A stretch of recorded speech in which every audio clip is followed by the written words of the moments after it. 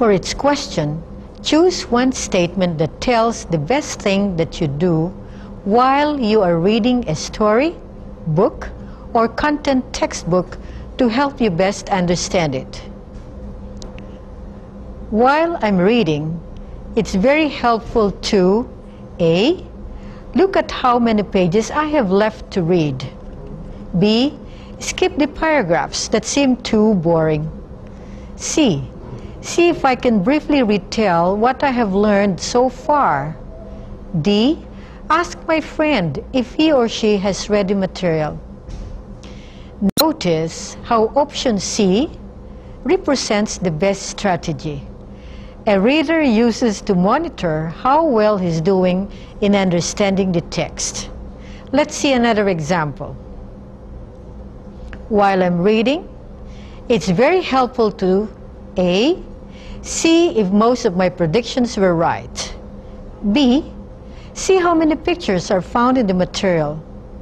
C. Ask my teacher why the material is so hard to read. And D. Think about the main reason for reading the material. Again, option A is a good strategy.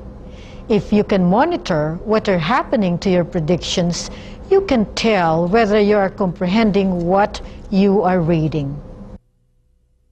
Now, let's go to what the students can do after reading the text to monitor and maybe modify their comprehension. Read with me the directions. For its question, choose the one statement that tells the best thing to help you understand the story or book after you have finished reading it. When I've finished reading, it's very helpful to A. Decide if my predictions were mostly correct or incorrect. B. Count how many pages there were in the material. C. See if I liked the pictures in the material. D. Look up the meaning of the difficult words in the dictionary. Option A apparently is the good strategy. If this is not chosen, it will be worthwhile modeling or teaching this strategy. Another format which can be used to identify metacognitive strategies of readers is through a self-reporting or self-appraisal device using a checklist. For instance, the questions earlier given in multiple choice format can be presented this way. 1. Do I make predictions about what might happen in the text? Yes, no. Second, do I preview the material by looking at the headings, subheadings, and graphics before reading? Yes, no. Third, while reading the text, do I see if I can briefly retell what I have learned so far? Yes, no. Fourth, do I see if most of my predictions are right while reading? Yes, no. Fifth, after reading, do I retell all the main points to see if I've understood the material? Yes, no. These are only a few of the questions we can ask about self-monitoring strategies of our students. There are a lot more to add. What is important is that we make them part of our reading assessment.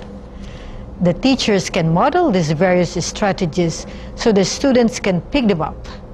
Let's watch what may happen to a good reader when he reads.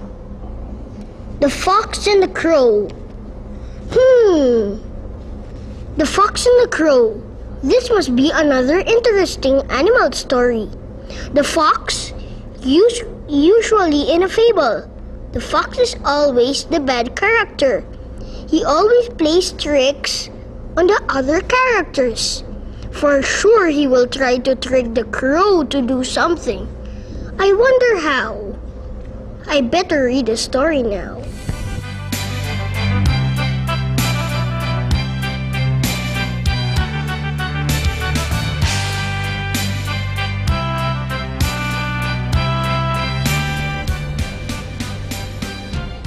Now I know what he's up to. He's flattering the crow to have the piece of meat. He's indeed a very wise guy.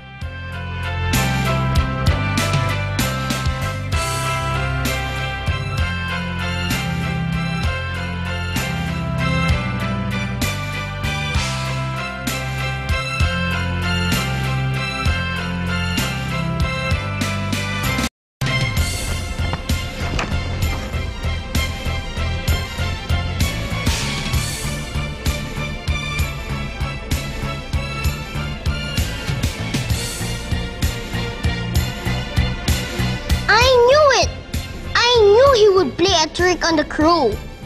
But that's what the crow gets when he's conceited. There's something wrong with the story. Who's really the bad guy? I'll ask my friends who they like better, the fox or the crow. Did you notice how the boy has monitored his comprehending the story? How the boy thinks does not happen naturally at all. This has to be part of instruction. When you ask the students to verbalize their thoughts while reading, we call this technique think aloud.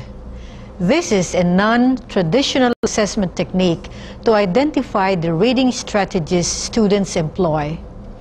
Again, it is assumed that the students have been trained to think aloud by the reading teacher before you use it as an assessment technique. Once they get used to this process, it is easy to detect the strategies they engage in while comprehending the text. Observe that the boy, A, uses prior knowledge when he associates the facts with a bad character. He also makes predictions of what is likely to happen. He confirms his predictions while reading and after reading, and he makes plans after reading. Observe that the reading behavior shown cannot be assessed through testing, but certainly are important to identify through non-traditional assessment techniques. Up next is another approach to testing. I'll be right back.